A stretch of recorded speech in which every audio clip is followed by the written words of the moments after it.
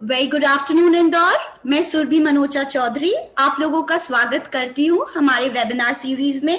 ये वेबिनार एक बहुत ही खास वेबिनार है क्योंकि हमारे साथ है दो खास मेहमान। तो आपका ज्यादा समय ना लेते हुए मैं उनकी परिचय आपसे कराती हूँ। Mister Jaivardhan Singh, he is the youngest member of Madhya Pradesh 14th Vidhan Sabha. He served as the cabinet minister of urban development and housing in Shri Kamal Nath's government of Madhya Pradesh. He won the assembly election in 2013 with a margin of over 59,000 votes, the highest among all candidates in the Congress party that year. He is the son of Shri Digvijay Singh, the 14th Chief Minister of Madhya Pradesh. He went to the Doon School and completed his graduation from Sri Ram College of Commerce, New Delhi. Afterwards, he went abroad to pursue his post-graduation and did a master's in public administration and development practice from the School of International and Public Affairs, Columbia University, New York. Mr. Akash Vijayvargi, he is the MLA from Indore 3 and alumnus of the prestigious Carnegie Mellon. In 2018 Madhya Pradesh's Legislative Assembly election, he defeated Indian National Congress veteran and 3 times MLA Shri Ashwin Joshi by a margin of over 5,700 votes to win his debut election. He is the author of the book Dev Se Mahadev. The book was launched in the presence of Baba Ramdev. He is the eldest son of Bharatiya Janata Party's National General Secretary Shri Kailash Vijayvargi. Also, we have with us Mr. Anurod Jain, who is the board member of the JSG Elegant and an alumnus of Ohio State University. So without wasting any more time, I would like to hand over the session to Mr. Akshay Bam to take it further. A very good morning to all of you. Before starting the session, we have made one video for Indore people who have done extremely good work for the migrant laborers. I request the team to inaugurate and unveil that video, and I request all the guests to please give your thumb to start up that video. Thank you. Please share the video.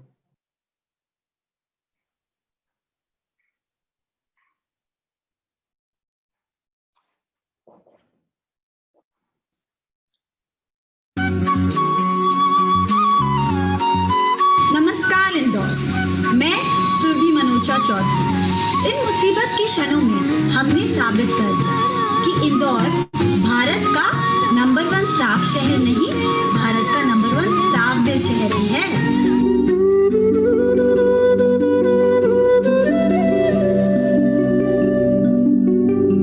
क्योंकि नर सेवा ही नारायण सेवा है। क्योंकि चिकित्सा हमारा पेशा नहीं, धर्म है।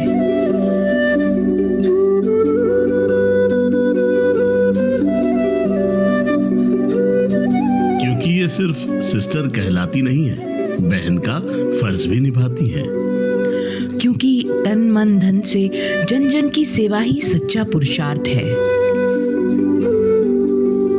था जिनसे सिर्फ इंसानियत का रिश्ता, बने उनके लिए भी फरिश्ता। क्योंकि नेकी और दान ही दीन है। क्योंकि सेवा ही सिमरन है। क्योंकि सच्चा संत दूजों की पीड़ा हर लेता है। क्योंकि व्यापार से बढ़कर है प्रेम और उपकार।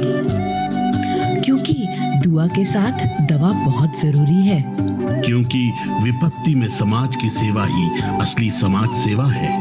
क्योंकि लोकतंत्र की छत अपने चौथे आधार स्तंभ के बगैर टिक नहीं सकती। क्योंकि सूर्य अपना प्रकाश बिना भेदभाव के सबको देता है। क्योंकि वृक्ष की छाया हर जरूरतमंद के लिए है। क्योंकि दरिया प्यासे की पहचान नहीं पूछता। क्योंकि वसुधैव कुटुंबकम, हम सब एक परिवार हैं। मानवता ही धर्म है, मानवता ही कर्म है। अगर हम गौर करें तो इस पूरे दौर में, इस पूरी अवधि में, जो कि काफी चुनौतीपूर्ण था, सभी लोगों ने काफी एक धैर्य का परिचय दिया, काफी एक दूसरे की मदद की, एक मानवीयता का परिचय दिया। और इसके लिए इंदौर की जनता, इंदौर की NGOs, इंदौर की संस्थाएं, इंदौर के जो सरकारी संगठन है, सभी इसके लिए बधाई के पात्र हैं। सबकी मेहनत का ये फल है, इंदौर नंबर 1 है।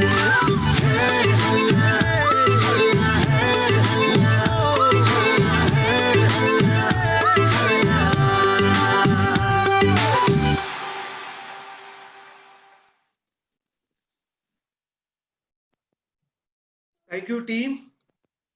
Thank you, Surbhi Manocha Chaudhary, for unveiling this beautiful video. So, coming up the today's webinar series. Hope I'm audible to all. Yeah, you are audible. So, for the today's guest, we have Mr. Jayavardhan Singh ji, Mr. Akash Vijayvargiya ji, and Mr. Anuroj Jain. Sir, this is the 6th webinar in the series what we are doing in the lockdown. We have initially started with the economy things, then we have started with the startup funding in India, then we have gone health with the astrology. After that, we have gone with the events. Now, this is the last one. What we are doing is that where we see India in 2030 after this COVID-19. आज के speakers को हमारा लेने का पीछे तात्पर्य यह था कि जो जयवर्धन सिंह जी हैं, जो आकाश जी हैं और जो अनुरोध जी हैं, ये all are the future leaders of the country. They belong to the different parties, but they have the one aim that India should be the superpower. रास्ते अलग अलग हैं सबके, लेकिन सबकी मंजिलें एक है। तो इस चीज में हम आप लोगों से ये जानना चाहते हैं कि आप भारत को 2030 में कहां देखते हैं। आज का जानने का ये भी कारण था, जो हमारे तीनों स्पीकर्स हैं, they are graduated and they have done their masters from the super power of USA. तो जो आदमी यूएसए में रहकर आया है 3 साल 4 साल, वहां का मैनेजमेंट देखा है, वहां का सिस्टम देखा है, और अब आप यहाँ पे डायरेक्टली उन पब्लिक से जुड़े हैं जो यहाँ पे हम लोग जिनको कहते हैं कि बिलो द पॉवर्टी लाइन है। तो कैसे हम इस वेबिनार के थ्रू ये जानना चाहते हैं कि 2030 के अंदर क्या पॉलिसीज होंगी, देश कहाँ होगा, कैसे सुपर पावर होगा। क्योंकि हमें जो लगता है कि कोविड-19 अभी जो है, कोविड-19 is more of an world war only, लेकिन ये सैन्य ताकतों से लड़ा जाने वाला वॉर नहीं है, ये एक फाइनेंशियल वॉर है। तो इस फाइनेंशियल वॉर की लड़ाई चल रही है कि कौन ऊपर रहेगा, कौन आगे रहेगा। So today we have the very first speaker, mister Jaivardhan Singh ji. Mister Jaivardhan Singh ji is an alumnus of an Doon school. Doon school आज इंडिया का ही नंबर 1 स्कूल है, वर्ल्ड में एक अपनी अलग पहचान रखता है। आप वहां की एल्यूमनी है। फिर Jayvardhan Singh ji has done a MA in public administration from the Columbia university USA. आप सबसे ज्यादा मार्जिन से और यंगेस्ट MLA रहे हैं जो कॉन्स्टिट्यूएंसी से अपने गए हैं। मोर देन 54,000 वोट से आपने चुनाव जीता है। You are the 3rd generation politician from the family. तो आज सर जो आपने करा है, उसके बाद आप कमलनाथ जी की सरकार में नगरीय प्रशासन मंत्री रहे हैं। बहुत सारे प्रोजेक्ट्स आपने 1-1.25 साल में देखे हैं। मेट्रो का काम आपने चालू करवाया है। तो सर आज हम हमारी ऑडियंस को आपके थ्रू से जानने के लिए चाहते हैं कि आप उनको एनलाइटन करें कि 2030 में आप इंडिया को कहां देखते हैं and as a personal politics में खुद को कहां देखते हैं। तो over to you Jaivardhan Singh ji. Thank you, Akshay bhai. Firstly, it's a pleasure to be here, especially with my colleague and dear friend Akash Vijayvargiya ji. Along with that, Anuroj ji, also who I know from quite some time, and the entire team from IIL. So and आप सबको बहुत बहुत बधाई कि आपने corona virus के संकट के समय में एक ऐसा वेबिनार ऑर्गेनाइज किया है जिसमें यूथ पर विशेष ध्यान देकर आपने ये प्रोग्राम रखा है। And there's no doubt that this coronavirus has suddenly given us all a major setback. I mean, no one could have imagined that in today's day and age, when you have the best of technology, you have the best of hospitals, you have pretty much, treatments for most diseases. No one expected that some sort of flu, which is, I think, one version above H1N1 would come and suddenly devastate the entire world, slow down the economy, and make us all live in lockdown, and make us all wear masks when we leave our homes. It was something which was totally unprecedented. And I guess even as of today, we are all learning how to live with this. Also, if you see the rate of infection, जब से lockdown लागू हुआ था, प्रथम 60 दिन में तो लगभग 1,20,000 केस आए थे, और अगले 15-16 दिन में उतने ही केस वापस आए हैं। मतलब कि पहले 1,20,000 केसेस में जो 60 दिन लगे थे, अगले 1,20,000 केस में सिर्फ 16 दिन लगे। और अगर हम आगे का भी प्रिडिक्शन करें, तो I would imagine that in the next 8 days there would be that many more cases, which shows that this virus is not yet over. It will still grow exponentially, at least for maybe a month or two. I was reading yesterday um, a write-up about an AIMS doctor, जहाँ पे उनने उल्लेख किया है कि in probably in 2 months this coronavirus will peak. Along with that, as you had mentioned, that Akash ji, Anirudh ji, and me, all three of us have had a US education. But if you see today, and you mentioned it as a powerhouse, but even in spite of it being a powerhouse, there are nearly 2 million cases in the US, and I think over 100,000 deaths. So that shows, that even the biggest powerhouses who have the best technology have not been able to deal with such a virus. And again, personally speaking, I think for Madhya Pradesh, for India, and for Indore, we must see the situation today and then plan ahead. If you see the cities which are there in India, whether Indore, Bhopal, Ujjain, Delhi, Bombay, the bigger cities have been the most impacted by this. One reason, of course, is that the moment the people who were living abroad, they came back, they live majorly in the bigger cities. So that's where the virus spread. And if you see today, the bigger cities are facing the biggest crisis. What we've also learned from this is that India, can be segregated in three different segments. One is your urban people. Second, of course, are the rural people. One group of rural people are the ones who are farmers. In spite of all that's happened, farmers are still in a more decent position, because in the villages, this disease has not spread that much, luckily. And in the rural areas, people are still more or less living life the way they used to. But the second group of rural people are the migrant laborers. And of course, even your video, which you all made very well, and you had a number of people from Indore who took part in the video. The video showed how your entire team worked for these migrant laborers. But even then, today, I think the biggest sufferers of the entire COVID period and of the lockdown have been the migrant laborers. And we've, in fact, all of us across party lines, across society, have really opened our eyes and seen that there's such a big group of people, जो पलायन करके दूसरे राज्य में काम करने जाते हैं because of lack of jobs, because of lack of livelihood.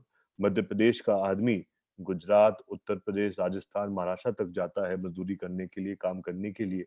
और ऐसे समय में ये जो मजदूर थे, जो पलायन करके गए थे और जो अन्य राज्यों में फंसे हुए थे, उनकी सबसे ज्यादा पीड़ा थी. सो in the future, what we're going to see, especially in the short term, I would say in the next year, in the next 2-3 years, will be people learning to live with this disease, because it's something which we are still learning about. I can say for Akash ji and me, even doing politics will be different. अब कोई बड़ी आम सभाएं नहीं होंगी. We'll have to have small group meetings, because I don't think in this kind of a crisis we can go and have a meeting of say 1,000, 2,000, 10,000 people. It's not possible. So we'll have to do our work differently. We'll have to have small meetings. We'll have to have meetings through social media where we can put our word across. Similarly, even if you look at the urban spread, because I guess all of us who are joined in today are linked more or less to Indore. But if you see, even in the cities, there are a number of people who have been impacted: the shopkeepers, the wholesalers. Um, you look at different segments of society. आप बात करें San समाज के बारे में, you talk about the auto rickshaw drivers, you talk about the bus operators, you talk about जो शहरों में जो धोबी होते हैं उनके बारे में आप बात करो, सैनी समाज के लोग, कुशवा समाज के लोग, केवट समाज के लोग. These were all people who were literally living on a day-to-day basis, where they were dependent on their daily income, on their daily wages, which of course after COVID, after lockdown, totally stopped. So we had a big group of people in cities who were not able to come to terms with the lockdown.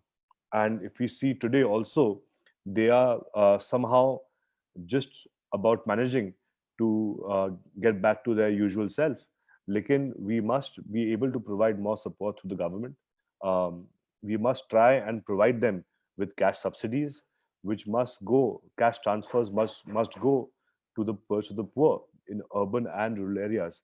So I think our priority, as of course for Akash ji and me as politicians, must be to look at these segments of people who are living in urban areas, in rural areas, who have been impacted the most by this lockdown and by this period of COVID spreading more and more in our country.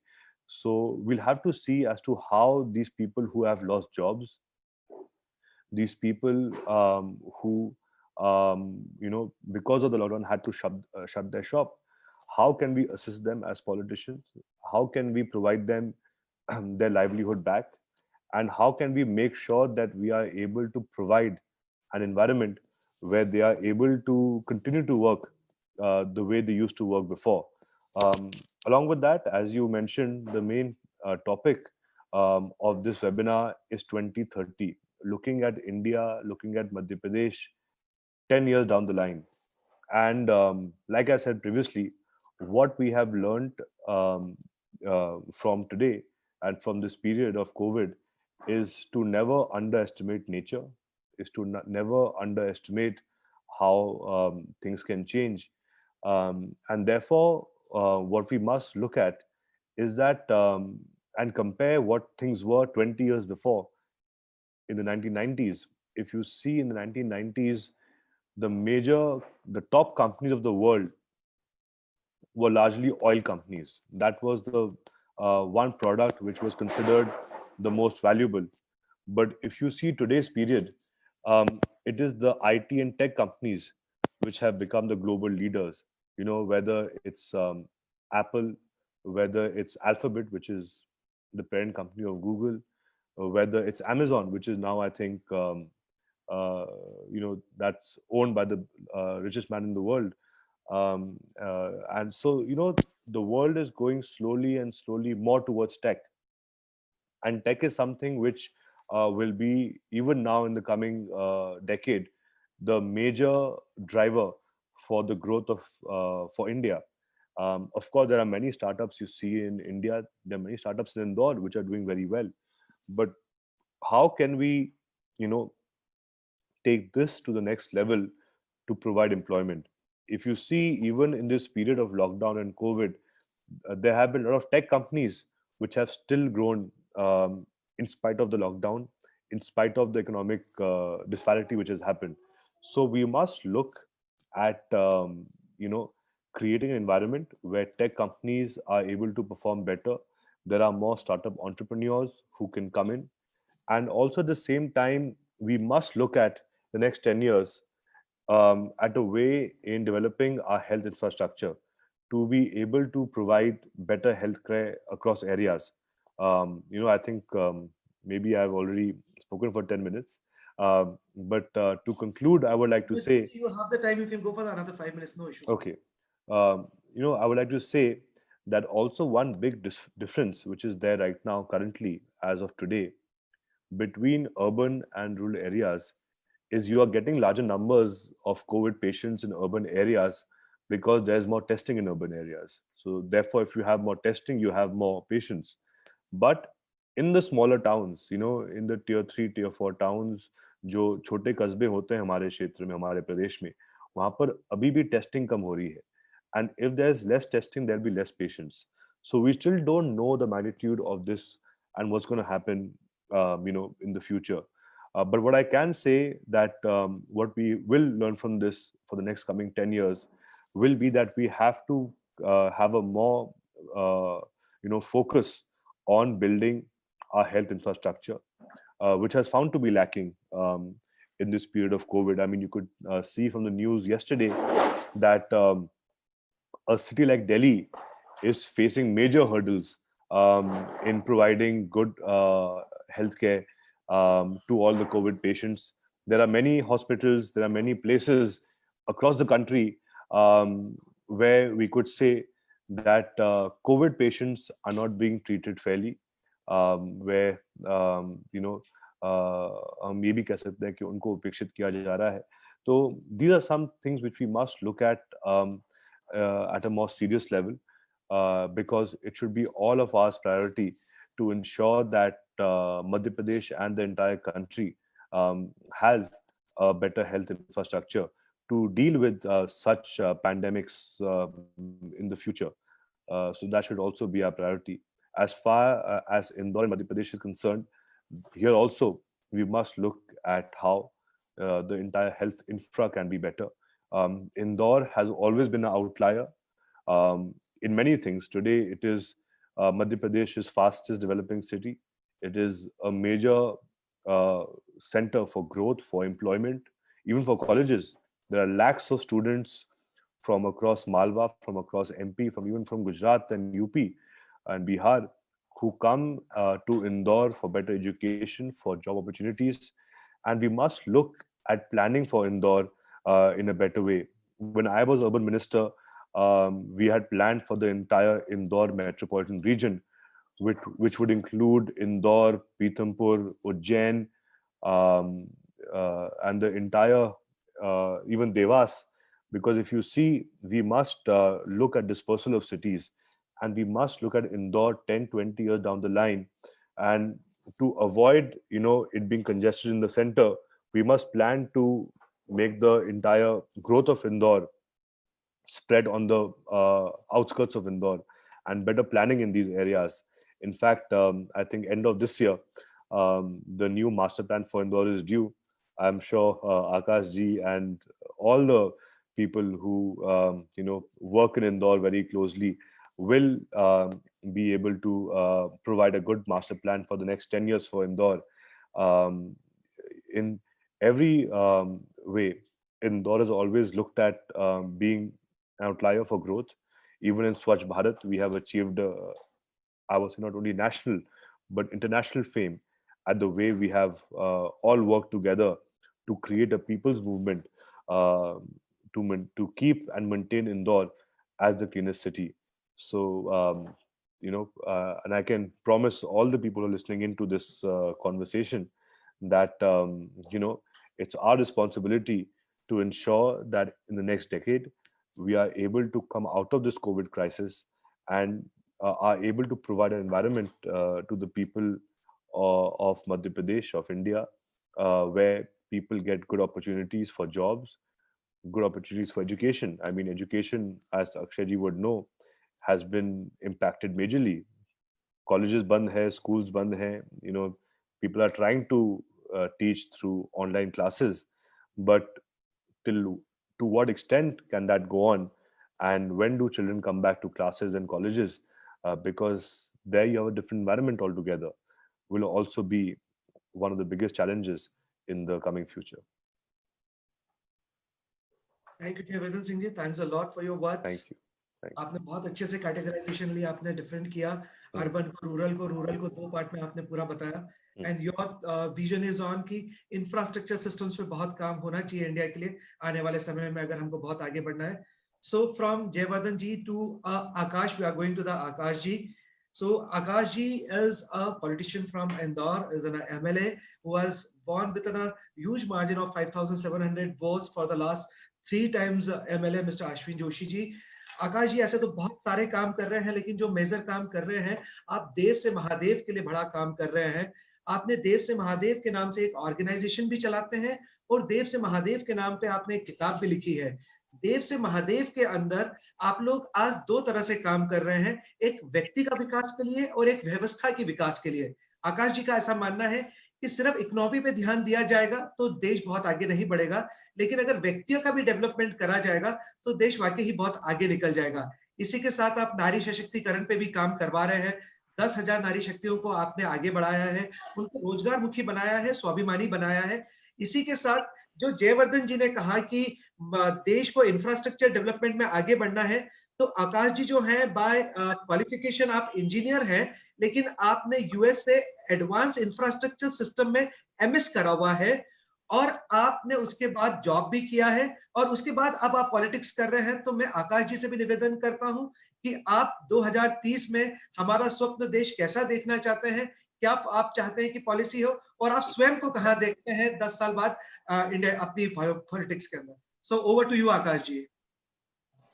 बहुत बहुत धन्यवाद अक्षय जी, आपका और आपकी पूरी team का, सुरभि जी, अनुरोध जी, हमारे अन्य साथीगण, और मुझे भी बहुत खुशी है आज जयवर्धन भैया के साथ, आप लोगों के साथ, सबके साथ बात करने का अवसर मिला है। डेफिनेटली जो आपने कहा कि हम भारत को कहाँ देखना चाहते हैं 2030 में, तो सबसे पहले तो मैं पुनः हमारे देश को परम वैभव पर, जैसे कहा जाता था ना, हमारा देश सोने की चिड़िया है, दूध की नदियां बहती है, उस समृद्धि के स्तर पर हम देखना चाहते हैं। अब प्रश्न ये उठता है कि कैसे हमारा देश वहां तक पहुंच सकता है।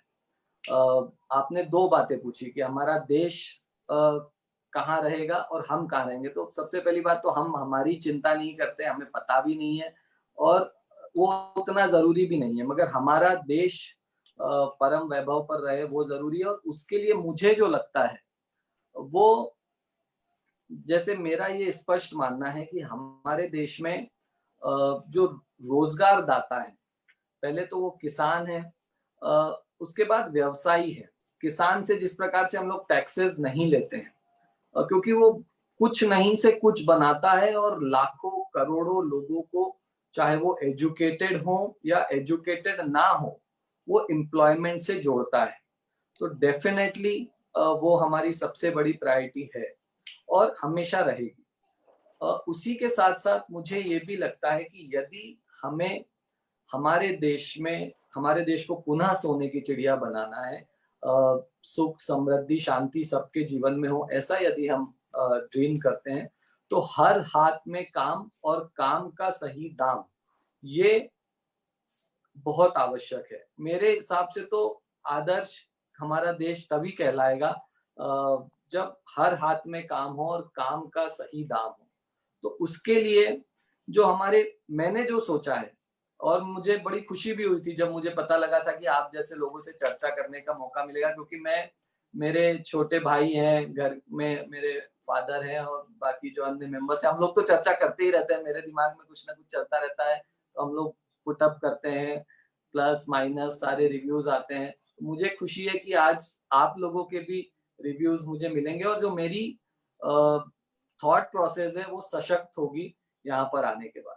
तो मेरा एक ऐसा भी मानना है कि यदि हम हमारे देश को शिखर पर देखना चाहते हैं, तो हर हाथ में काम और काम का सही दाम होना चाहिए। और उसके लिए जो बिजनेसेस हैं, उसे हमें, बिजनेसमैन को हमें बहुत सशक्त करने की आवश्यकता है। और वो कैसे होगा? तो मेरा एक बहुत ही सिंपल सा थॉट है, वो ये है कि हम इनकम टैक्स, जो कॉर्पोरेट टैक्स लेते हैं, जैसे दो तरह के टैक्सेस लेते हैं। फॉर एग्जांपल अक्षय जी आप हैं, आप Indore institute of law run करते हैं, तो एक तो आपकी ऑर्गेनाइजेशन जो प्रॉफिट बनाती है उस पर आप टैक्स देते हैं, कॉर्पोरेट टैक्स जिसे हम शायद से कहते हैं, और एक इनकम टैक्स होता है, पर्सनल टैक्स। तो मेरा ऐसा सोचना है कि जितनी भी कंपनी, आप इनकम टैक्स तो लो, सभी से लो, मगर आप कॉर्पोरेट टैक्स से, जो कंपनी से हम लेते हैं, जो बिजनेसेस से लेते हैं, उसमें मेजर छूट देना चाहिए, या मैं तो कहता हूँ माफी कर देना चाहिए। क्योंकि मेरा ऐसा मानना है कि बिजनेसमैन ही तो एम्प्लॉयमेंट दे रहा है, एम्प्लॉयमेंट दे कौन रहा है? और यदि हम चाहते हैं कि एम्प्लॉयमेंट बढ़े, तो हमें बिजनेसमैन को ज्यादा से ज्यादा उसके पास फंड्स हो, इसकी व्यवस्था करना चाहिए। और इससे अच्छा मुझे नहीं लगता कोई तरीका हो कि उसको टैक्स में, जैसे अभी मोदी गवर्नमेंट ने किया, अभी आपने देखा होगा 2019 में कॉर्पोरेट टैक्स 30% से घटा के 22% किया था उन्होंने। जो नई कंपनियां जो रजिस्टर हो रही है उसके बाद से उनको 15% टैक्सेस पे वो लोग लेकर के आए हैं। उसके पीछे का भी मुझे लगता है जो सोच है वो यही है कि बिजनेसमैन को थोड़ा सा फ्री करें, क्योंकि बिजनेस, कई लोगों का ये भी एक आर्ग्यूमेंट आता है कि जैसे बिजनेसमैन को अगर आप टैक्स नहीं लेंगे तो सबसे पहली बात तो प्रश्न ये आता है कि जैसे अमीर और अमीर होता जाता है, गरीब और गरीब होता जाता है, कि ये सोच हमारे देश में चलती है। तो मेरा इस पे भी एक तो ये मानना है कि जो एक्चुअल बिजनेसमैन है वो कभी भी पैसा अपने पास स्टॉक करके नहीं रखता है, वो हमेशा अपॉर्चुनिटीज देखता है।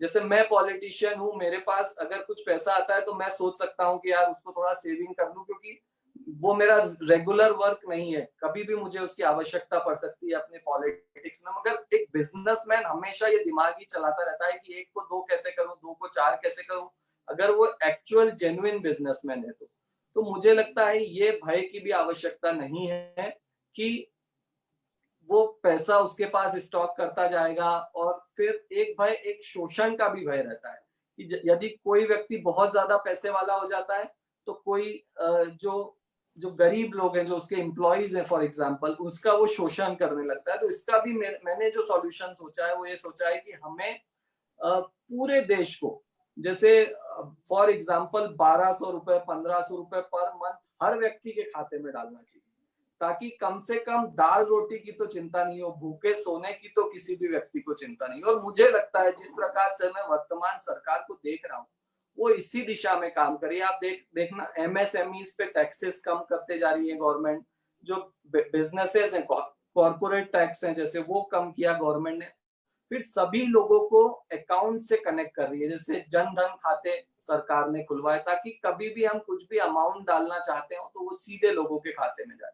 तो यदि हम इस प्रकार, जिस प्रकार से हम किसानों को टैक्स नहीं लेते उसी प्रकार से यदि बिजनेसमैन को भी फ्री छोड़ते हैं तो definitely he is the only person जो आपको एम्प्लॉयमेंट दे सकता है। एम्प्लॉयमेंट कभी भी जिसको एम्प्लॉयमेंट चाहिए उसको सशक्त करने से नहीं आता, बल्कि उसकी जो सराउंडिंग्स है, जो लोग उसे फैसिलिटेट करते हैं, उसे यदि आप मजबूत करेंगे, आप बिजनेसेस को मजबूत करेंगे, बिजनेसमैन को मजबूत करेंगे, तब जाकर के एम्प्लॉयमेंट जनरेट होगा, तब जाकर के हर हाथ काम और काम का सही दाम आएगा। और जैसा कि मैंने बताया कि सरकार दिख भी रही है उस दिशा में काम करते हुए, टैक्सेस कम होते हुए दिख रहे हैं, खातों से जोड़ा जा रहा है, जीएसटी एक गवर्नमेंट लेकर के आई है, वो बहुत ईज ऑफ बिजनेस देती है। हम देख रहे हैं कि हमारा देश पहले 142 नंबर पे था, अब 63 नंबर पे है।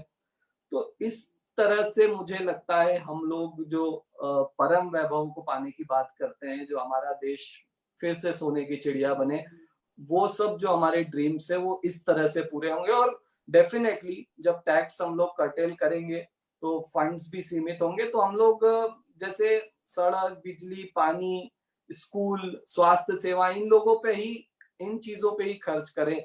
और जैसे अन्य जो खर्चे हैं, जैसे हम गार्डन्स पे करते हैं, कम्युनिटी हॉल्स पे करते हैं, ये सब गवर्नमेंट नहीं करे, ये सब क्योंकि जब हम लोगों को ही मजबूत कर रहे हैं तो लोग ही फिर उस पे इन्वेस्ट करें। हम लोग जो मूलभूत आवश्यकता है उस पे खर्च यदि करें तो ये पॉसिबल भी है।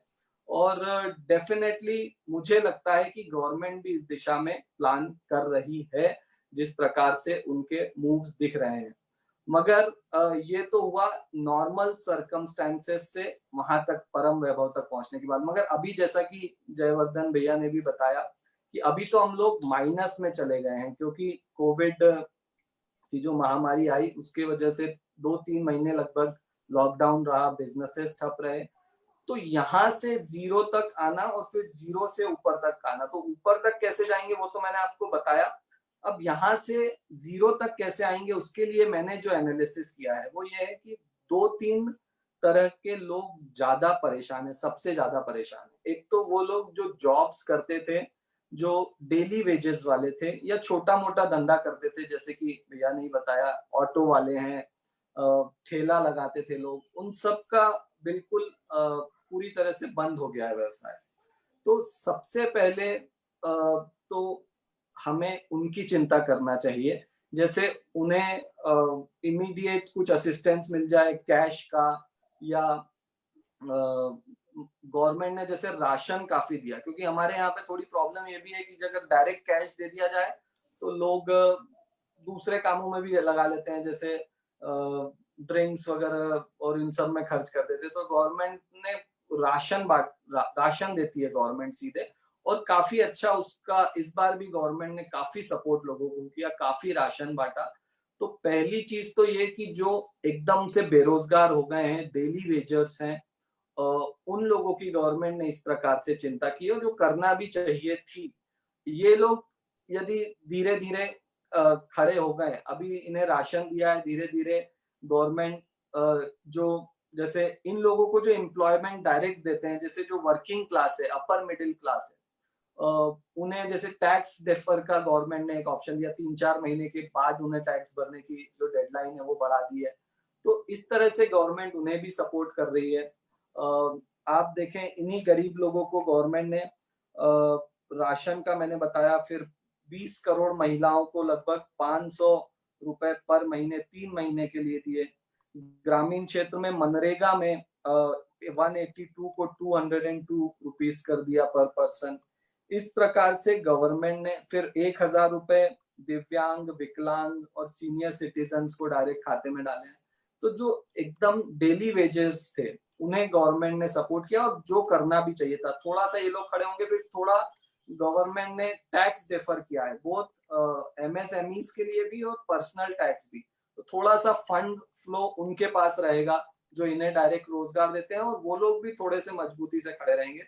फिर जो करना चाहिए था और जो मुझे लगता है गवर्नमेंट ने किया भी, कि जो बिजनेसेस हैं उन्हें सपोर्ट किया जाए। जैसे आप एमपी गवर्नमेंट की बात करें तो उन्होंने बिजली का बिल डेफर किया है 3 महीने के लिए, कि जो इंडस्ट्रीज हैं उन्हें बिजली का बिल नहीं भरना है 3 महीने, क्योंकि बैलेंस शीट खराब नहीं करना चाहते थे, इसलिए उन्होंने आउटराइट माफ नहीं किया।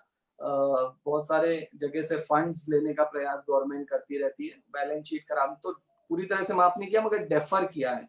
तो ये एक उनको सपोर्ट करने के लिए गवर्नमेंट ने कदम उठाया है। फिर इन्हीं एमएसएमईज को 3 लाख करोड़ का लोन गवर्नमेंट दे 4 साल के लिए, बिना किसी कोलेट्रल के। ये एक जो अभी प्रधानमंत्री जी ने पैकेज निकाला है उसमें दिया है। तो एमएसएमईज के लिए उन्होंने फंड्स अलॉट किए हैं 3 लाख करोड़ तक के। फिर इनके लिए फंड ऑफ फंड्स 50,000 करोड़ की वो व्यवस्था की है ताकि लोग इक्विटीज ले सके। कुल मिला के लिक्विडिटी बनी रहे और ये कंपनीज कैसे भी रन कर जाए। तो डेली वेजर्स को हेल्प करना चाहिए था, वो लकीली गवर्नमेंट ने किया। इन कंपनीज को करना चाहिए था ताकि ये लोग जब रन करना चालू कर दें तो अपने आप ये भी खड़े हो जाएंगे, और जो डेली वेजर्स है जो इनसे एम्प्लॉयमेंट में जुड़े हुए हैं वो लोग भी खड़े हो जाएंगे। और तीसरा जो एक सेक्टर जो प्रभावित हुआ इस दौरान वो था किसानों का। कुछ ने तो जैसे गेहूं, चना, सोयाबीन जो सरकार खरीदती है ऐसे प्रोडक्ट्स लगाए थे। लकीली पिछली बार बारिश अच्छी हुई थी तो ये प्रोडक्ट्स की बम्पर फसल हुई, और सेल मतलब गवर्नमेंट ने परचेज भी अच्छे दामों पे किया, तुरंत पेमेंट भी किया। तो वो लोग तो खुश है, मगर जो सब्जी और फल वाले लोग थे वो थोड़ा सा परेशान है। तो उनके लिए भी गवर्नमेंट जैसे कुछ कैश डलवा रही है, अभी 2-2 हजार रुपए किसानों के खाते में डलवाए। और बहुत सारी ऐसी चीजें जैसे किसान क्रेडिट कार्ड से लिमिट सेट की है गवर्नमेंट ने। तो ये 3 सेक्टर्स को मुझे लगता था कि अब हमें स्ट्रेंथन करने की आवश्यकता है यदि हम तुरंत खड़ा होना चाहते हैं तो।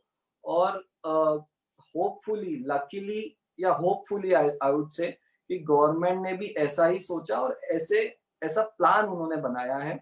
डेफिनेटली इसमें थोड़ा सा टाइम लगेगा, मगर मुझे उम्मीद है कि लगभग 3-4 महीने में ये लोग भी ट्रैक पर आ जाएंगे। जो अभी कठिनाई का सामना इन्हें करना पड़ा है 3-4 महीने में वो कठिनाइयां दूर होगी। और मेरा ऐसा मानना है कि 1 साल में हम लोग सभी लोग वापस जिस तेजी से हमारा देश आगे बढ़ रहा था पुनः उस स्पीड में आ जाएगा। और उसके बाद जो मैंने आपको बताया, जो मेरे ड्रीम्स हैं कि हर हाथ काम और काम का सही दाम, तो वो फिर हम लोग उसके बारे में डेफिनेटली सोचेंगे कि किस प्रकार हम इंडस्ट्रीज को, बिजनेसमैन को सपोर्ट करें ताकि वो लोग फ्लरिश करें, ज्यादा से ज्यादा बिजनेसेस बनाएं, ज्यादा से ज्यादा को एम्प्लॉयमेंट दे, और अल्टीमेटली हमारा देश में हर के घर में सुख समृद्धि शांति हो, हमारा देश परम वैभव पर हो। तो ये मेरी सोच है 2030 के लिए, और हो सकता है इसमें थोड़ा और समय लग जाए, मगर डेफिनेटली हम इसी दिशा में आगे बढ़ेंगे। मैं तो प्रयास करूंगा ही इस दिशा में आगे बढ़ने का, और मुझे लगता है देश भी बढ़ेगा तो डेफिनेटली हम लोग परम वैभव पहुंचेंगे। That's what I had to say, and once again thank you everyone for having me here. Thanks a lot. Thank you Akash भैया, थैंक यू। आपका नारा बड़ा अच्छा है, हर हाथ को काम और हर काम को सही दाम। तो आप जैसे कि अपना ऑर्गेनाइजेशन चलाते हैं कि व्यक्ति और व्यवस्था दोनों ही मजबूत होना चाहिए। आपकी पूरी स्पीच में भी ऐसा ही लगा कि आप व्यक्ति को भी मजबूत करने की बात कर रहे हैं और व्यवस्था को भी मजबूत करने की बात कर रहे हैं। तो बड़ा अच्छा थॉट प्रोसेस आपने दिया। आकाश भाई से आज हम जाते हैं हमारे थर्ड स्पीकर पे, आदरणीय अनुरोध जी। अनुरोध जी is also an alumni of Delhi College and he was also my classmate, and he is technically qualified as an engineer from the Ohio University. He has worked as a business analyst in a very good companies across the world. He is a regular columnist to Indian Express, The Hindu, The Economic Times, and he is doing a fundamentally very good job. अनुरोध जी का जो एक सबसे अच्छी चीज इन्होंने इंदौर में करी, जो मैंने भी देखी, कि रामायण दर्शन से रोजगार मुखी को बनाना, ये इन्होंने एक बहुत अच्छा काम करा। रेगुलर जॉब फेयर्स लगाते हैं इंदौर में अपने पापा के नाम से, आदरणीय निहाल जी जैन के नाम से। तो मैं अनुरोध भाई से डिस्कस करूंगा कि अनुरोध भाई, आपसे निवेदन करूंगा कि इस 2030 के इंडिया के ड्रीम को आप कहां देखते हैं। सो प्लीज गो अहेड अनुरोध जी।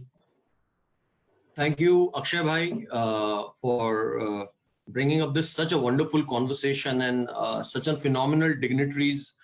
Adarni Jayawardhan Singh ji hain, Akash ji hain, who are the future of India, you know, and to bring up such an important topic of where do you look India in 2030. आदरणीय जयवर्धन सिंह जी, आकाश जी ने बहुत अच्छे points raise करे थे और उससे काफी एक अच्छा पर्सपेक्टिव मिला है। I feel 2030 is just an interim point.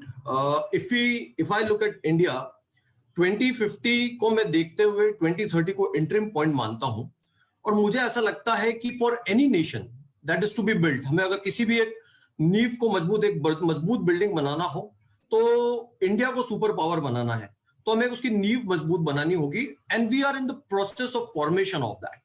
And we also need to look at the history of where India came from, हम कहां से आए थे, so that we have a perspective of that and where we are going. अगर मैं आपको ये बात करूं, जब देश आजाद हुआ था 1950s में, देश में खाने के भी we didn't have food stock enough for ourselves. हमारे यहाँ पे PL 480 प्रोग्राम्स के थ्रू हम लोग अमेरिका से खाना बुलाते थे, गेहूं आता था. We would live on a ship to mouth basis. And then we had leaders like Nehru ji who developed factories, उन्होंने डैम्स बनाए और उन्होंने एक ऐसे प्रोग्राम्स बनाए, IITs, IIMs, AIMS जैसे इंस्टीट्यूट्स बनाए, which contributed immensely. And then we had green revolution, जिसके कारण देश आयात करने से निर्यात करने वाला हो गया, हम गेहूं दूसरे देशों को देने लग गए. But I feel out of all the things, one of the most significant contribution, which actually is the stepping stone of India's success, is the liberalization that took place in 1991 by Dr. Manmohan Singh ji. And because of that, we are running on a great economic path और आज एक देश बहुत एक तेज आर्थिक शक्ति हो गया है. जब मैं इंडिया को 2050 या 2030 के पर्सपेक्टिव से देखता हूं, तो एक बहुत इंपॉर्टेंट पॉइंट है which comes to my mind is India has entered into a golden era of demographic dividend. Demographic dividend is an opportunity where people who are in the working class, जो people काम करते हैं, they are outnumbering the people who are dependents.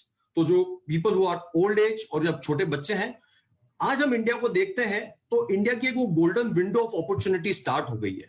This golden opportunity is gonna stay for next 25 to 30 years. India यहां से क्या build करता है, will decide अपना जो क्या फ्यूचर बनाता है, ये बहुत कुछ यहीं से हम जो करते हैं उस पर डिपेंड करेगा.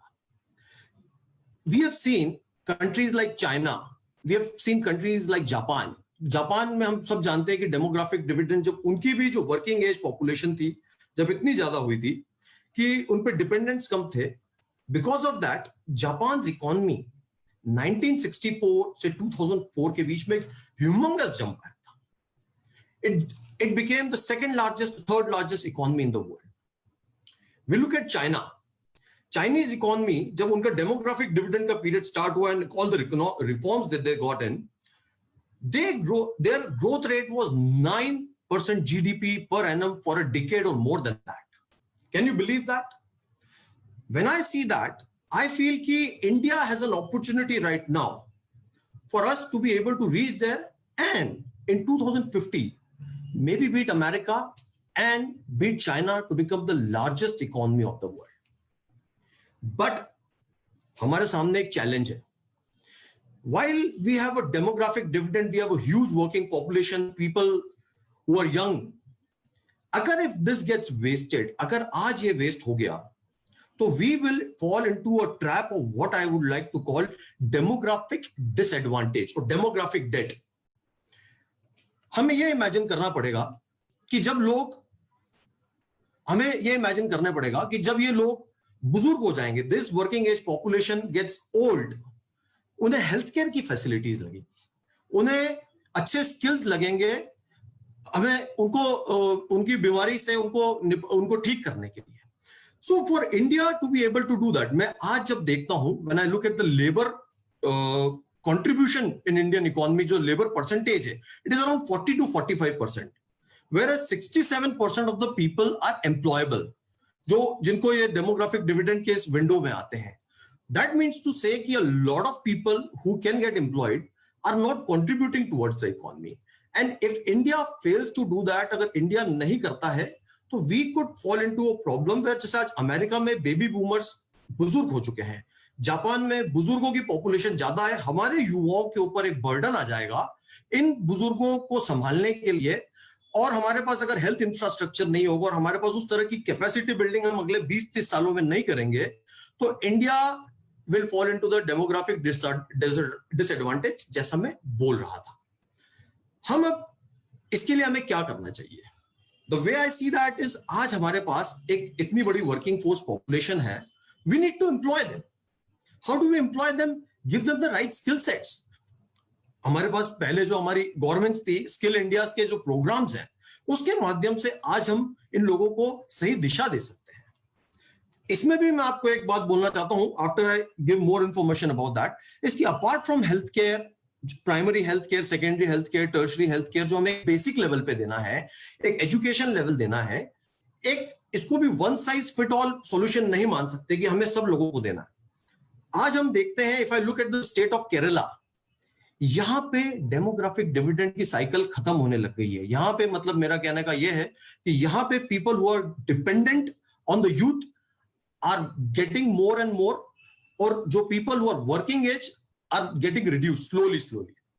वैसे ही अगले कुछ सालों में स्टेट्स लाइक तमिलनाडु, दिल्ली, वेस्ट बंगाल, पंजाब, ऐसे कई स्टेट्स हैं जिनकी डेमोग्राफिक डिविडेंड की जो है कैपेसिटी खत्म हो जाएगी. और हमने देखा है कि किस तरह से केरला ने प्रोग्रेस करी थी, किस तरह से तमिलनाडु ने प्रोग्रेस करी. अगर आप उनके ह्यूमन डेवलपमेंट इंडिकेटर्स देखेंगे तो बहुत एक अच्छे से उन्होंने प्रोग्रेस करी because of this demographic dividend.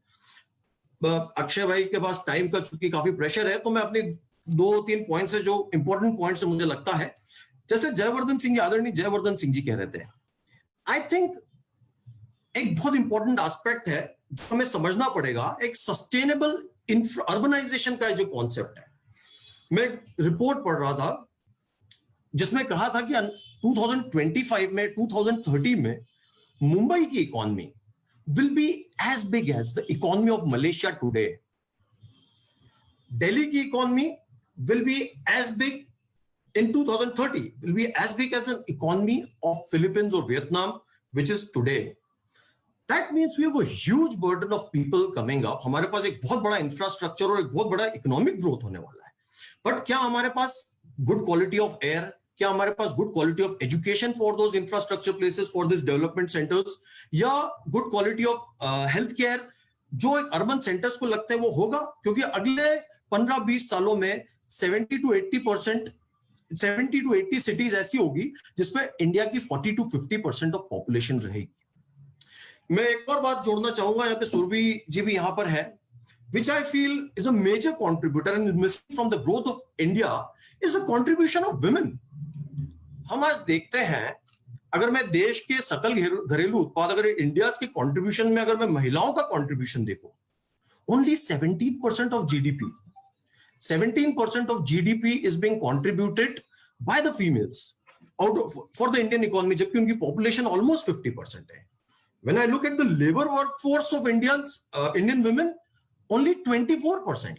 जबकि पूरे वर्ल्ड में आप ये पैरामीटर्स देखेंगे तो ये देखेंगे कि 40% of females are contributing towards the labor workforce or contributing towards the economy.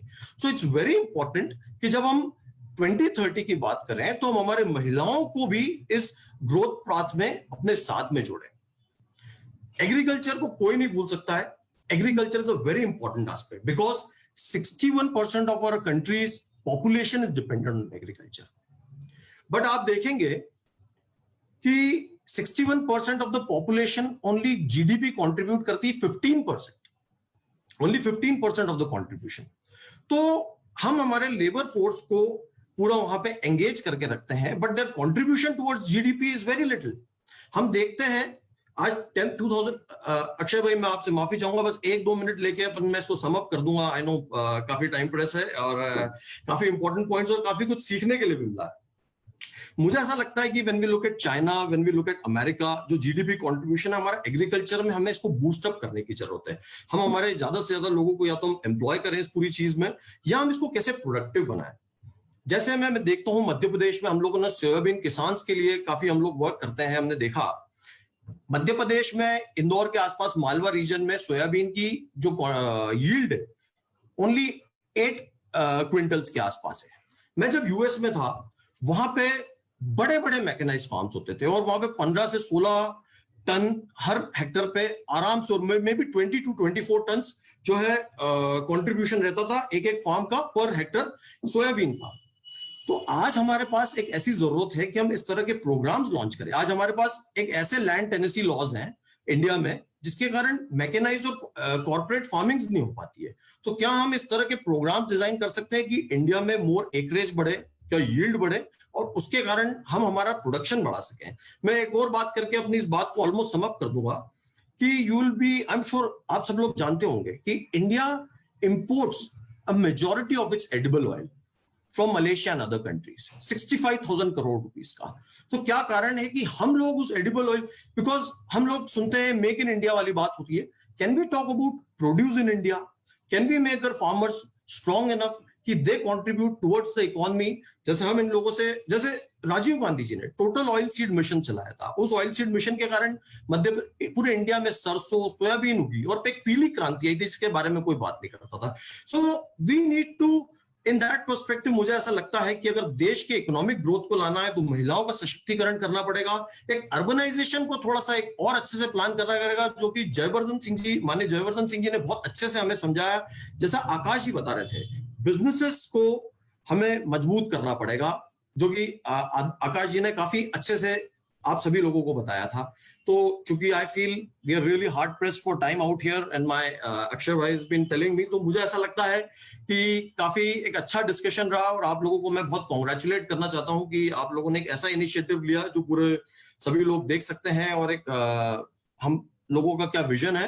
तो I feel I am sure country is in good hands. अगर यंग लोग और युवा लोग देश के बारे में इस तरह से सोचेंगे और कंट्रीब्यूट कर सकेंगे तो I think that will be the best for the country, and India will be the superpower in 2030, 2050.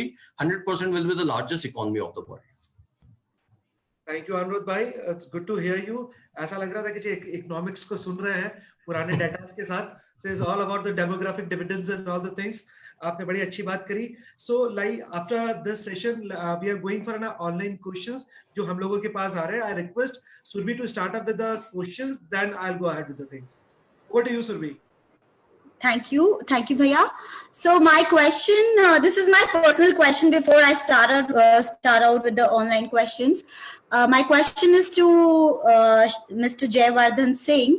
Sir, when you were the minister and you had started the e-rickshaw abhiyan for women, so that was a wonderful thing because जैसा अनुरोध ने कहा, मुझे लगता है औरतों को हर walk of life में आगे आना चाहिए। ये स्टीरियोटाइप ब्रेक होना चाहिए कि ये काम एक औरत नहीं कर सकती।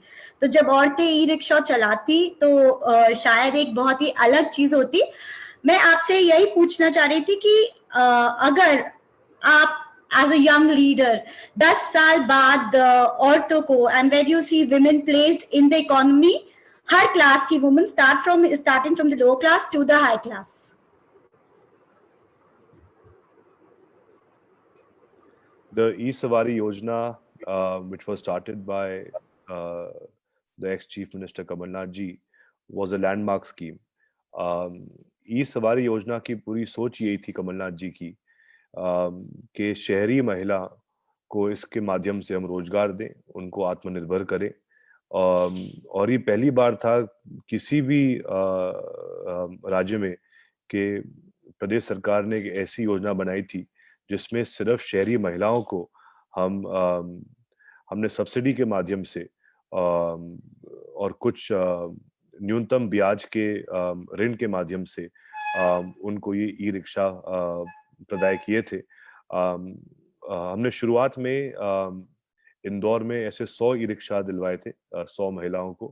और आप यकीन नहीं करेंगे, कुछ महीने बाद ही जब मैं इंदौर गया था और मैंने नगर निगम आयुक्त से उसमें पूछा कि अभी तक इसका क्या फीडबैक मिल रहा है, तो एक महिला कम से कम एक दिन में 1,000 रुपए उसमें उनकी अर्निंग्स थी। तो लगभग एक महीने में उन महिलाओं को 30,000 रुपए की आय हो रही थी।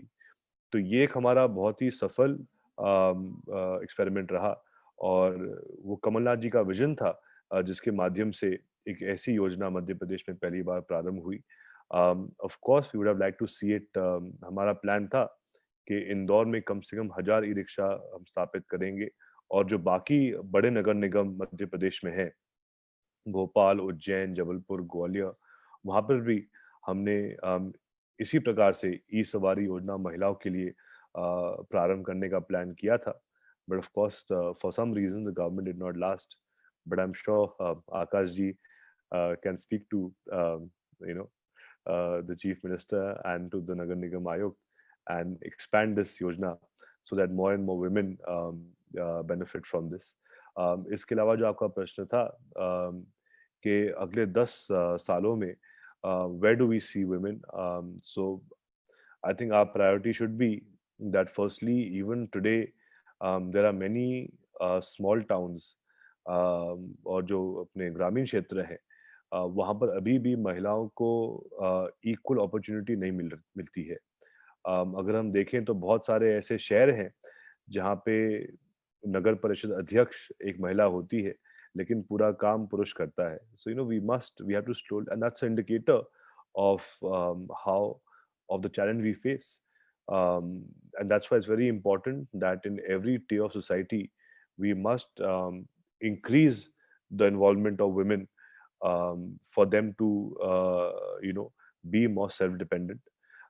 साथ में जैसा कि अनुरोध जी ने कहा था कि even though women are 50% of the population, they are not contributing 50% of GDP, and the government must create an environment where they are able to have an equal share in GDP contribution. और वो तब संभव होगा जब हम विशेषकर महिलाओं के लिए ऐसी नीतियां बनाएंगे जिसमें अधिक से अधिक महिलाओं को रोजगार के अवसर मिले, महिला आत्मनिर्भर हो और ऐसे विशेष उद्योग स्थापित किए जाएं जिसमें अधिक महिलाओं की जरूरत पड़ती है। जैसे हम बात करें टेक्सटाइल और गारमेंट्स इंडस्ट्री की, तो ये एक ऐसी इंडस्ट्री है जिसमें लाखों लोगों को हम रोजगार दे सकते हैं।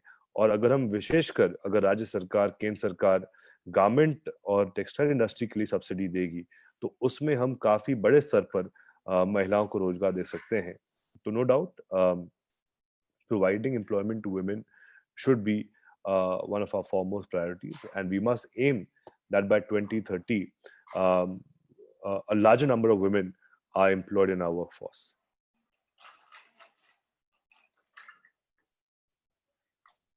Thank you, Jayavardhan Singh ji.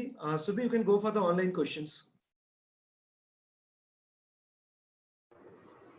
Akash ji, thank you so much for coming over. Online question के पहले मैं आपकी इस बात से सहमत हूं कि जो रोजगार प्रदान कर रहे हैं उसको गवर्नमेंट फैसिलिटेट करे, उनके साथ चले। और जो आपने एजुकेशन को लेकर बोला वो बहुत ही अच्छी बात है। कम्युनिटी को हमें ही बिल्ड करना चाहिए अगर हम खुद ही आत्मनिर्भर बन जाएंगे तो सर आपको क्या लगता है कि अगर विमेन एंटरप्रेन्योर है तो उसको लेके गवर्नमेंट ने काफी स्कीम्स करी हुई है, लेकिन क्या वो इनफ है? देखिए, वुमेन्स को लेकर के मेरा जो स्पष्ट मानना है मैं आपको बता देता हूँ। मैंने अक्षय भैया ने बताया कि मैंने एक पुस्तक लिखी है देव से महादेव। उसमें मैंने पढ़ा है, समझा है और शिव पुराण का बेसिकली मैंने अध्ययन करके वो पुस्तक लिखी है और उसके माध्यम से मुझे एक जो बात समझ में आई है और वो मुझे लगता है हम सभी को बात पता होगी कोई और वो बात ये है कि मेरा जो स्पष्ट मानना है वो ये है कि महिलाएं पुरुषों से ज्यादा शक्तिशाली होती है। आप यदि शिव पुराण में देखें तो जब जब भी इस संसार में छोटे छोटे राक्षस आए उन्हें तो देवताओं ने ही खत्म कर दिया, मगर जब जब भी संसार में बड़े बड़े दानव आए, महिषासुर, रक्त बीज, उन्हें कोई देवता खत्म नहीं कर पाया। देवताओं के राजा इंद्र भी उनसे परास्त हो गए। तब माँ ने कभी दुर्गा कभी काली का रूप धारण करके उन राक्षसों का खात्मा किया। इससे मुझे जो बात सीखने को मिली वो ये है कि छोटी मोटी समस्या तो जेंट्स निपटा सकते हैं, मगर जब जब भी इस संसार में बड़ी बड़ी समस्या आई है तब उसे नारी शक्ति ने निपटाया है। और इसी बात को ध्यान में रखते हुए निसंदेह मैं बता रहा था अक्षय भैया को कि हम लोग महिलाओं को स्किल डेवलपमेंट की ट्रेनिंग देते हैं, क्योंकि वैसे तो महिलाओं का मुझे लगता है, देखिए जॉब और ये सब तो छोटी चीजें हैं। मैंने अक्षय भैया को बताया कि हम लोग व्यक्ति के विकास पे काम करते हैं और व्यक्ति के विकास का जो सबसे अच्छा माध्यम है वो है उसका घर, उसका परिवार। यदि माँ अपने बच्चे को हर माँ अपने बच्चे को ही अच्छे से ट्रेन कर दे, अच्छा संस्कारी बना दे, दमदार बना दे, आज की दुनिया के लायक बना दे, तो फिर तो समस्या ही खत्म हो जाएगी। तो सबसे पहले तो हमारा मेरा ये सोचना है कि नारी ज्यादा शक्तिशाली है और नारी ही इस देश के युवाओं को सही दिशा में ले जा सकती है। और मगर अभी जो अर्थव्यवस्था है उसको देखते हुए, जैसा कि मैंने बताया कि छोटी मोटी प्रॉब्लम तो जेंट्स ही निपटा सकते हैं, जब जब बड़ी आती है तब नारी को मैदान में उतरना पड़ता है। तो अभी हम लोग महिलाओं को स्किल डेवलपमेंट का प्रोग्राम चालू करने वाले हैं। जैसे जेवी भैया ने भी बताया कि महिलाओं को गारमेंट्स की इंडस्ट्री में हम लोग डायरेक्टली जोड़ें, हम लोग मेकअप आर्टिस्ट और इन सब चीजों की उनको ट्रेनिंग देके प्रयास कर रहे हैं कि वो डायरेक्ट जो ये इकोनॉमी का एक हिस्सा बने। और डेफिनेटली मेरा मानना है कि जब महिलाएं इस काम में लग जाएगी तो ये जो हमारी अर्थव्यवस्था की जो क्राइसिस हम बता रहे हैं और specially due to the lockdown, वो और ज्यादा जल्दी हम लोग इससे बाहर निकल जाएंगे। तो डेफिनेटली हम लोग तो अपना प्रयास कर ही रहे हैं और सारी गवर्नमेंट्स को भी महिलाओं को सपोर्ट करना चाहिए। मेरा पूरा विश्वास है कि जब महिलाएं मैदान में उतर गई तो हम सारी समस्याओं का हल अपने आप हमें हो जाएगा। So thank you आकाश भैया for enriching us. एक ऑनलाइन क्वेश्चन आप दोनों के लिए है, जयवर्धन सिंह जी और आकाश जी, आप दोनों अपने अपने लेवल पे इसको आंसर करें। कांग्रेस ने भी राज करा है, बीजेपी ने भी राज करा है, बीजेपी भी अभी पावर में है, दोनों ही गवर्नमेंट आई है, लेकिन हमारा कुछ लोगों का मानना है कि हम लोग सब यहाँ पे हेल्थ और एजुकेशन की बात कर रहे हैं, लेकिन जब हम बजट देखते हैं तो हेल्थ और एजुकेशन का दोनों ही गवर्नमेंट में बहुत 2 या 3% का बजट है। तो इस बजट के हिसाब से हम कैसे सुपर पावर बन सकेंगे 2030 में? तो पहले जयवर्धन सिंह जी, देन आकाश जी, प्लीज। नहीं, सही विषय है। मैं मानता हूं कि कम से कम हेल्थ और एजुकेशन के लिए 5% ऑफ जीडीपी तो खर्च करना ही चाहिए. And there are many countries who spend even 10 to 12%. और विशेषकर आज की परिस्थिति अगर हम देखें तो एक प्रकार से हमारे देश के लिए भी अनिवार्य हो गया है कि अब आने वाले समय में बजट में हम कम से कम 5% का प्रावधान रखें शिक्षा और स्वास्थ्य के लिए. जैसे मैंने शुरुआत में कहा था कि कोविड बीमारी को जिस प्रकार से हमने इस बार देखा है, ये बहुत जरूरी हो गया है कि हेल्थ इंफ्रास्ट्रक्चर पे हम ज़्यादा इन्वेस्ट करें. We should have proper testing facilities, have a higher number of beds and of course ventilators की जो शॉर्टफॉल है उसके बारे में हम सब जानते ही हैं. तो इसीलिए बहुत ज़रूरी है कि हम चिकित्सा पर ज़्यादा खर्च करें ताकि हमारा हेल्थ इंफ्रास्ट्रक्चर और बेहतर हो. उसी प्रकार से शिक्षा पर भी हमको और इन्वेस्ट करना चाहिए, क्योंकि जो मैन पावर है उसकी ट्रेनिंग पर भी शिक्षा विभाग को और विशेष ध्यान देना चाहिए, और विशेषकर इंफ्रास्ट्रक्चर पे भी, to build better quality of schools. अभी भी अधिकतर जो ग्रामीण क्षेत्र के स्कूल्स हैं वहाँ पर बैठने के लिए एक कुर्सी नहीं रहती है, ना वहाँ पर डेस्क रहती है. जमीन पर फर्श पर बैठकर अधिकतर बच्चे ग्रामीण क्षेत्र में पढ़ाई करते हैं. तो we must be spending more across the rural areas on our education sector as well. And of course, like we have learned from COVID, अगर हम टेक का उपयोग ज़्यादा करेंगे एजुकेशन पे, that is the future. And we must look at innovative ways as well as the global best practices that are being done in imparting education through technology. Thank you. Akash ji, आपका क्या version है इसके ऊपर? Definitely one of the most important sectors हैं education की. जब हम पहले बात करें, मगर मैं आपको एक बात और बता देना चाहता हूँ, बहुत अच्छी बात है. जैसे मैं अभी तो शहर का विधायक हूँ, उसके पहले ग्रामीण क्षेत्र में भी मेरे माननीय पिताजी के साथ काम देखता था. मैंने देखा कि गवर्नमेंट ने भी काफी अच्छा काम किया है. बच्चे गांव-गांव में स्कूल जाने लगे हैं. ये हमारे देश के लिए एक बहुत ही अच्छी बात है. बहुत ही सही, जो आप मतलब बहुत उज्जवल भविष्य की ओर इशारा करता है. मैं जब जाता था गांव में, बच्चे स्वेटर पहन के घूमते थे स्कूल के. बहुत खुशी होती थी उन्हें देख के कि यार इतने छोटे-छोटे गांव में भी बच्चे स्कूल जाने लग गए हैं. हर बच्चा स्कूल जाने लग गया है, ये हम कह सकते हैं, जो कि हमारे देश के लिए बहुत खुशी की बात है. जहां तक इम्प्रूवमेंट की बात है, तो डेफिनेटली इम्प्रूवमेंट की और आवश्यकता है. मगर इम्प्रूवमेंट के साथ साथ मुझे लगता है कि अवेयरनेस की भी आवश्यकता है. मैं आपको एक बात बताता हूँ. जैसे हमारे जो एरिया है जहाँ पे हम लोग रहते हैं, विधानसभा 2, यहाँ पर हमने बहुत अच्छे स्कूल डेवलप किए हैं. गवर्नमेंट स्कूल आप यहाँ पर आके देखेंगे ना, तो इतने अच्छे प्राइवेट स्कूल भी कोई नहीं है यहाँ पर जितने अच्छे गवर्नमेंट स्कूल्स डेवलप किए हुए हैं. उनकी टीचर्स की प्रॉपर मॉनिटरिंग होती है. यहाँ के जो एमएलए हैं रमेश जी, उनके द्वारा स्पेशली जैसे अपनी ओर से कंप्यूटर लैब्स और ये सब चीजें सेटअप की करवाई हुई है. मगर वहां पर बच्चे नहीं आते हैं. तो अभी हम लोग कैंपेन ऐसा चलाते हैं कि भैया जाओ सरकारी स्कूल में. लोग, हम उनको समझाते हैं कि जिस आप प्राइवेट स्कूल में भेज रहे हो ना, वहां पे मैडम की तनख्वाह 8,000 रुपए, और ये जो सर हैं सरकारी स्कूल के, इनकी 40,000 रुपए. आप जाओ इनसे पढ़ो. मगर बच्चों को लगता है यार नहीं, प्राइवेट स्कूल में पढ़ना है मुझे. पेरेंट्स को भी लगता है कि नहीं यार, मुझे मेरे बच्चे को. तो अवेयरनेस की भी आवश्यकता है.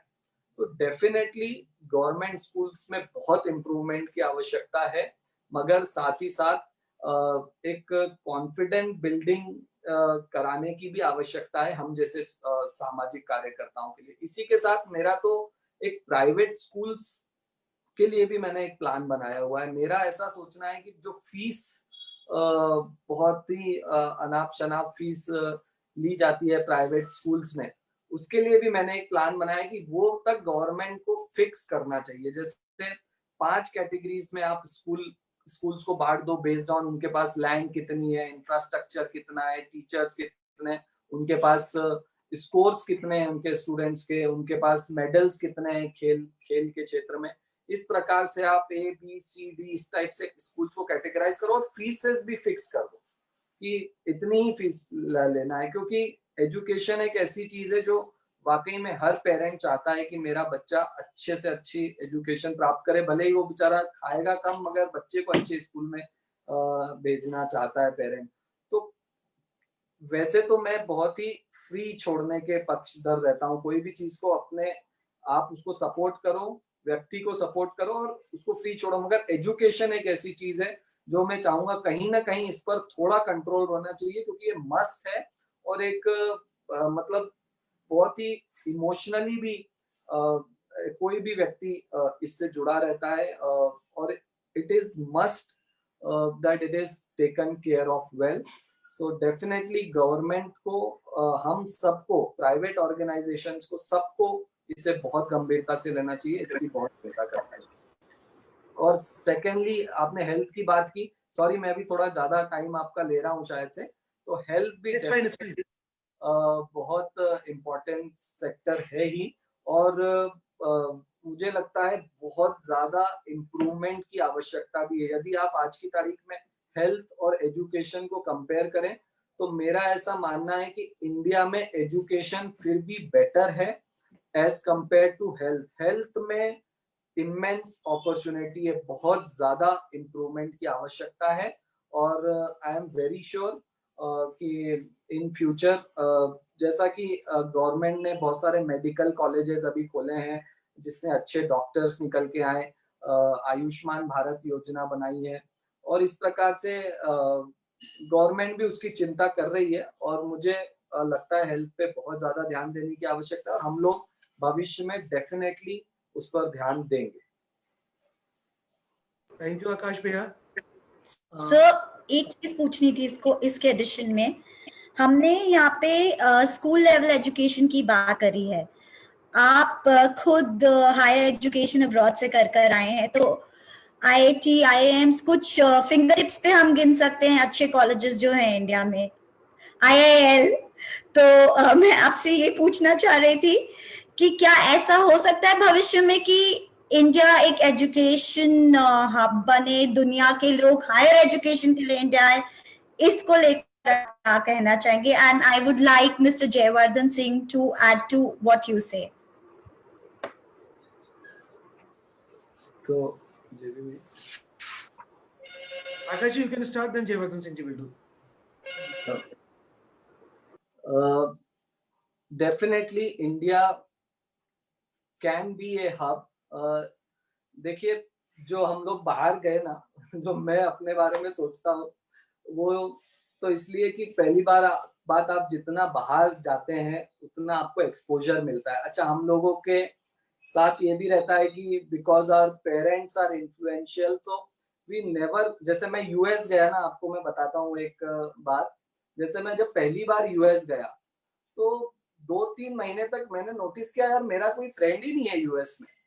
फिर मैंने उस पर विचार किया कि यार ऐसा क्यों है, बाकी इंडियंस के ग्रुप्स बने हुए हैं, सब एक दूसरे से वेल कनेक्टेड है और मेरा कोई दोस्त नहीं। तब मुझे समझ में आई एक बात कि यार इंडिया में हम लोगों से क्या आगे रह के लोग मिलने आते हैं। हम लोगों को आदत नहीं है किसी के पास जाने की, किसी से फ्रेंडशिप करने की, जस्ट जो आया है उसको मेंटेन करने की हम लोगों को आदत रहती है। और यूएस में फिर मुझे ये बात समझ में आई कि यहाँ के जो इंडियंस हैं ये पहले से इंडिया से, जैसे उनका एडमिशन हुआ फेसबुक में ढूंढना लग गए कि बच्चे कौन कौन है हमारे कॉलेज में, सबसे कनेक्ट हो गए।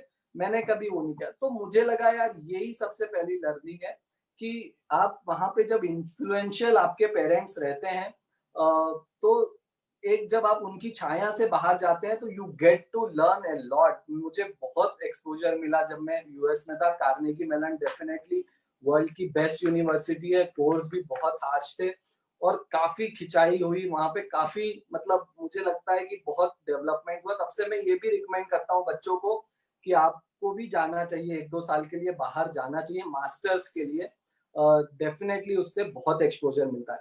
अच्छा, दूसरी बात जो आपने कहा कि आप बाहर गए, इंडिया में क्यों नहीं रहे, तो इसलिए भी नहीं रहे क्योंकि इंडिया में ज्यादा टफ है अच्छे कॉलेज में एडमिशन लेना as compare to getting one in universities in US. मतलब आप IIM IITs में सोचे तो बहुत ज्यादा टफ है, और इंडिया का एजुकेशन लेवल बहुत ज्यादा हाई है। और जो बाहर के भी आप कह रहे हैं ना बच्चे क्यों नहीं आते हैं, क्यों इसलिए नहीं आते हैं क्योंकि बहुत ज्यादा कैलिबर लगता है यहाँ पे। यदि आप मतलब आप अमेरिका की बेस्ट यूनिवर्सिटी में और यहाँ पे आप IIM अहमदाबाद या बेंगलोर को अगर कंपेयर करें तो डेफिनेटली IIM अहमदाबाद में जेवी भैया का भी इस पे टेक लेना चाहूंगा कि उनका क्या कहना है, मगर मेरा तो ये कहना है कि बाहर जाने से एक्सपोजर मिलता है और हम जैसे लोगों के लिए तो बहुत ही बेनिफिशियल है। और यहाँ पे बहुत टफ है एडमिशन लेना टॉप कॉलेजेस में as compare to going abroad, and definitely India is a hub.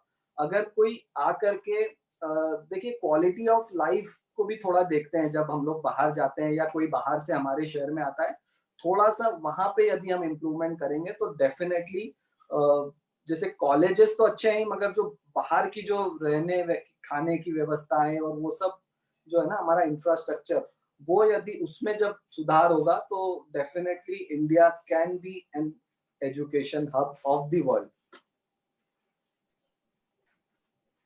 I 100% agree with Akash bhai. I think उन्होंने जो दोनों points कहे हैं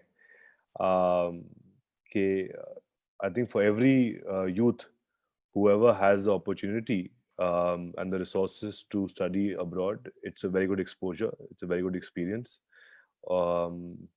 And of course जो उन्होंने दूसरा point भी कहा कि हमारे देश में इतना हाई लेवल है एजुकेशन का, specially in terms of IIT, IIMs, NIT, ISB, that the people from abroad will find it tough to even get in. Like Akash said, that the admission rate of IIT, IIM, BITS Pilani, and these colleges is actually tougher than even Harvard or any Ivy League. Along with that, I mean, yes, of course, we should try and invest more in education. अगर आप देखें तो US और UK में fees भी जो वो लेते हैं वो लगभग 10 गुना ज़्यादा रहती है if you compare to what we take. And they also have a lot of funding from private companies, from funds, which helps them spend millions of dollars every year on research and infrastructure. So if we also start a concept where the biggest industrialists have to spend a large amount of their money on providing good infrastructure in colleges and universities and paying better salaries, then we can achieve a higher level. Also spending a lot on research will always help. And of course, lastly, if we have more Akshay bums, so obviously I think better quality private colleges will open across the entire state and country. I think jo Akshay ji ne kiya hai with his nursing college and his law college is something which is phenomenal. And through your own resources, through your own vision and capability, of course I've had the chance to once visit your college, and the excellent quality education that you are giving, I think it is a benchmark for many other young dynamic entrepreneurs and business people. It's a very good example for them to follow in your footsteps and start such quality education so that more people can benefit. Thank you. Thank you, Jayawardhan Singh ji. And the session is getting over. So just last 1 minute message from all the speakers, then we'll end up with the session. 1 minute message for the youth. We'll start with the Jayawardhan Singh ji, then Akash ji, then Anurag ji. Please. Sure. To every youth of Madhya Pradesh and India, I would only say that the future is yours. Youth is the best time to work hard and to give in all your time in making yourself more aware, better educated, and also is the best time for you to work hard and to ensure that you are able to achieve something which you have always aspired to be. So I would encourage every youth of Madhya Pradesh and India that given your best in whatever you do, जो भी आप काम करो उसमें आपका 100% हमेशा दो, पूर्ण रूप से हर काम में हमेशा समर्पित रहो, और जितना आप अध्ययन करोगे, जितना आप समय आपके काम में दोगे, उतना ही आपको और बेहतर अनुभव मिलेगा। और जरूर एक बात और हमेशा याद रखना कि जितना आप काम करोगे अनुशासन के साथ, डिसिप्लिन इज वेरी इंपॉर्टेंट, हर काम में अनुशासन जरूरी रहता है, और ये भी प्रयास करो कि हर काम और हर दिन में कुछ समय अलग से रख के जो सोसाइटी है, जो आपका गांव है, आपका शहर है, आपका मोहल्ला है, कुछ वहां के लिए भी आप कंट्रीब्यूट करें। Thank you. आकाश जी।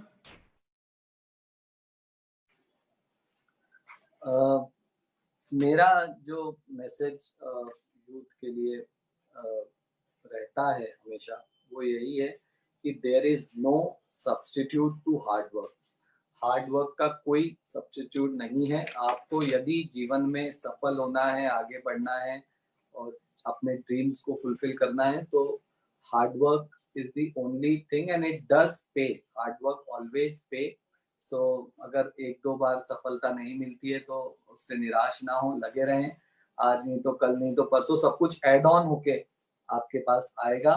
और ये जो समय है, कलयुग है, इसके लिए मैं एक चीज और जो हमेशा कहता हूँ वो ये है कि यहाँ पे अब ऐसा नहीं है कि कंपटीशन बहुत है, हमारी पॉपुलेशन बहुत है, अपॉर्चुनिटी सीमित है। तो मेरा हमेशा यूथ के लिए यही मैसेज रहता है कि आप, अब ऐसा नहीं है कि आप थोड़ा सा ये भी कर लो, थोड़ा सा वो भी कर लो, थोड़ा सा इधर भी देख लो, उधर भी देख लो।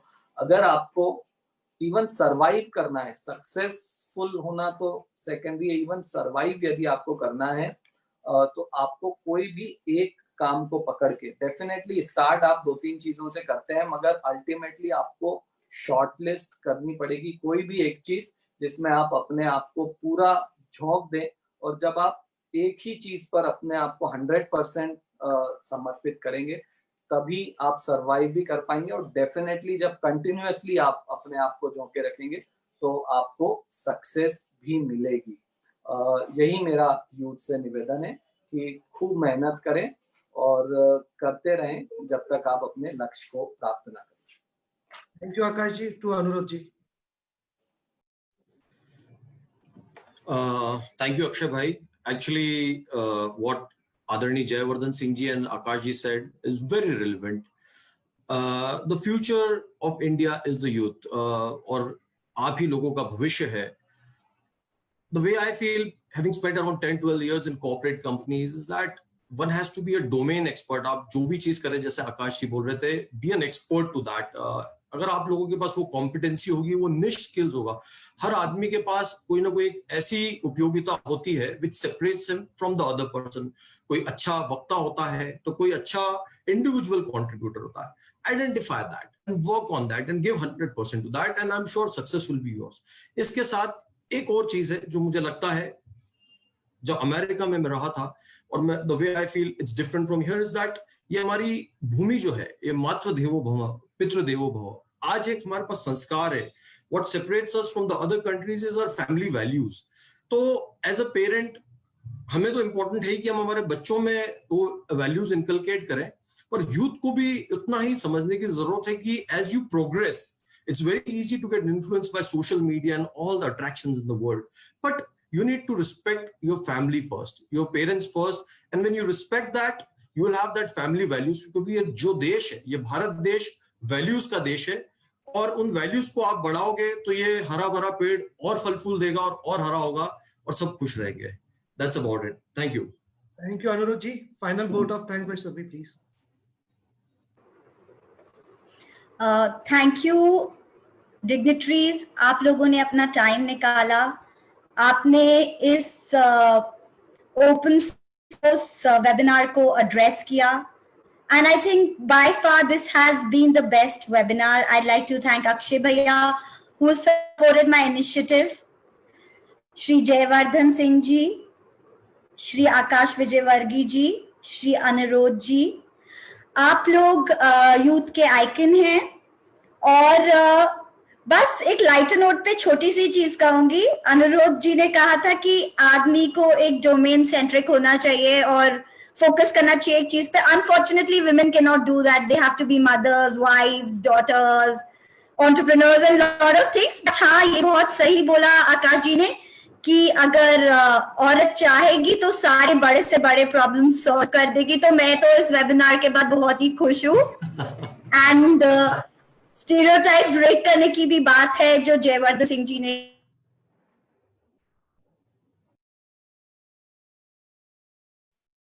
Surbhi, your voice is not audible.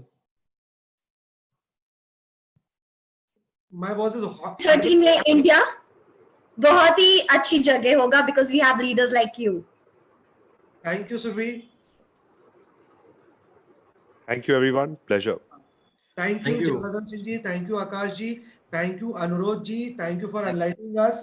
आप लोगों की जो बातें हैं, the well-read, the good time, the discipline, the hard work, the competency, the skillful, सब चीजें बहुत अच्छी कही. आत्मनिर्भर बने, सशक्तिकरण करें, नारी सशक्तिकरण करें. आप लोगों ने अपना टाइम दिया, बड़ा डिफिकल्ट था. 2 डिफरेंट थॉट प्रोसेस को एक प्लेटफॉर्म पे लाके सुनना और विदाउट हैविंग एनीथिंग 90 मिनट्स तक का सेशन चला लेना. So thanks a lot Jayvardhan Singh ji, Akash ji और अनुरोध भाई for supporting us. Thanks a lot. Thank you. Thank you. The hand of the